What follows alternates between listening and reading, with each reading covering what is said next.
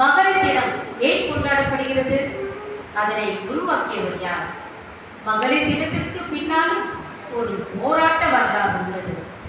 1910ஆம் ஆண்டு டென்மார்க் கோபன் ஹேகனில் பெண்களின் உரிமைக்காக அவர்களை ஒருங்கிணைத்து தொடர்ந்து குரல் கொடுத்து வந்த கிளாரா பெண்களின் உரிமைகளை பேச உலகம் முழுவதும் ஒரு குறிப்பிட்ட நாள் பெண்கள் தினமாக கடைபிடிக்க வேண்டும் என்று கருதினர்.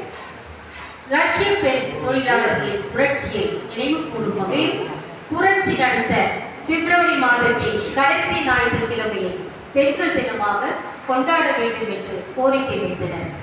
அதனை அடுத்து உலக மகளிர் தினத்தை ஆண்டுதோறும் மார்ச் 8ஆம் தேதி நடத்த வேண்டும் என்று அவர் பிரகடனம் செய்தார். அதை ஆண்டு முதல் உலகம் முழுவதும் மார்ச் 8ஆம் தேதி உலக மகளிர் தினம் கொண்டாடப்பட்டு வருகிறது. மகளிருக்கான உரிமையை நல்ல முறையில் நாம் பயன்படுத்த வேண்டும்.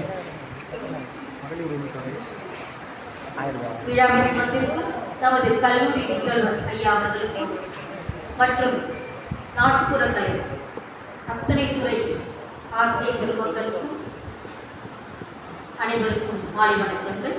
மற்றும் இங்கு திருவிழா கூடியிருக்கும் மாணவ செல்வங்கள் உங்களுக்கும் என்னுடைய மாலை வணக்கங்கள். மாந்தராய் பிறப்பதற்கு மாதவம் செய்திட வேண்டும் என்று கூறுவதும் அதற்கு ஏற்றாற் போல நான் மாந்தராய் பிறந்ததற்கு பெருமைப்பட்டுக் கொள்கிறேன்.